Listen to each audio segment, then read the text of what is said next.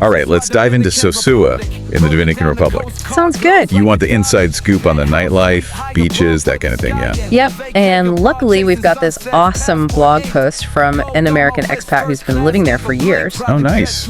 A local's perspective, I like it. Yeah, they've even put together like a whole 5-day itinerary packed with tips and hidden gems. 5 whole days. Okay, sign me up. I'm already getting vacation vibes just thinking about it. Right. And the blog starts off talking about how Sosua is this place where you can just completely unwind and de-stress. Oh, I can definitely use some of that right now. Me too. But they also say something kind of interesting. What's that? They compare Sosua to Switzerland in terms of peacefulness and safety. Switzerland. It's not the first place that pops into my head when I think about the Dominican Republic. I know, right?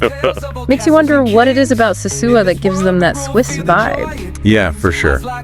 Maybe it's like, feeling secure enough to really let go and enjoy yourself without any worries. Yeah, could be. And the author also mentions Sosua having these multiple personalities, hidden gems, and experiences you wouldn't find on a typical tourist trip. Intriguing. Okay, so we've got relaxation, safety, and a sense of discovery. Sounds like Sosua has a lot more going on than meets the eye. Totally agree. Ready to dive into day 1 of this itinerary and see what it's all about. Absolutely. Lead the way. All right, day 1 is all about the beach Playa Sosua, to be exact. But first, we gotta fuel up with breakfast. Of course. Where are we eating? A place called Wings and Waffles. Wait, Wings A&D Waffles. Now that's a breakfast combo I can get behind. Apparently, they've got the classic Dominican breakfast dishes, plus some more unique twists. Nice. And then it's straight to the beach. Yep. The blog suggests grabbing a fresh coconut on the way down. Always a classic beach move. I can practically feel the sand between my toes already. And here's a tip from the blog. Skip the chair, salespeople, and find your own perfect spot on the sand. I'm usually all about that beach chair life, but I kind of like the idea of searching out my own little slice of paradise. Yeah, I get that. It's like claiming your own little piece of the beach. Exactly. And speaking of getting into that beach mindset, the blog author has this ritual of jumping straight into the ocean as soon as they arrive at Playa Sosua. I love that.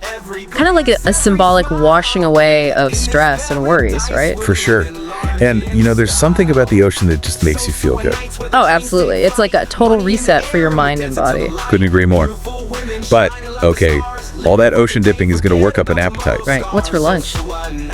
Well, when it comes to beach restaurants, the author is refreshingly honest. Oh, how so? They say there's no clear best option, and the quality can be kind of hit or miss. So it's all about embracing the adventure and finding your own hidden gem. I like that. Me too.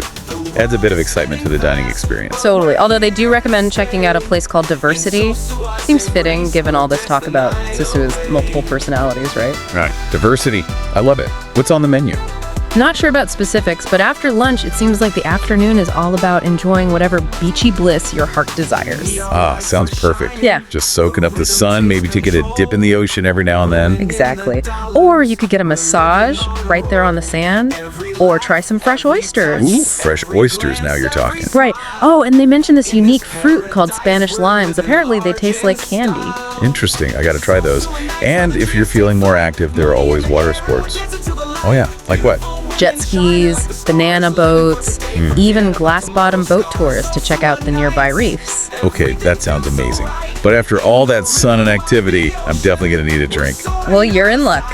The itinerary suggests heading to Flip Flop Sports Bar for the perfect Aprez beach experience. Flip Flop Sports Bar. I like the sound of that already. Right. Super welcoming atmosphere, delicious tacos, and it's a great spot to catch a game or just hang out. Okay, I'm sold. Tacos and a chill vibe, count me in. And get this, the bar owner is like this ultimate Sosua hustler. They run tours, throw parties, and even have a YouTube channel all about life in Sosua. Wow, that's awesome. Sounds like someone who knows how to have a good time. For sure.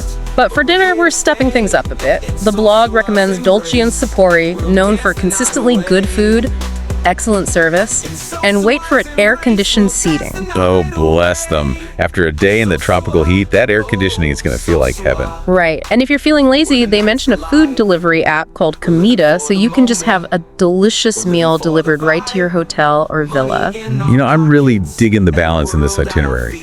It's got that classic beach relaxation, a taste of local culture, and even a bit of that hidden gem discovery we talked about. Totally agree. Day one has definitely set the stage for an amazing Sosua experience. I'm already hooked. Me too.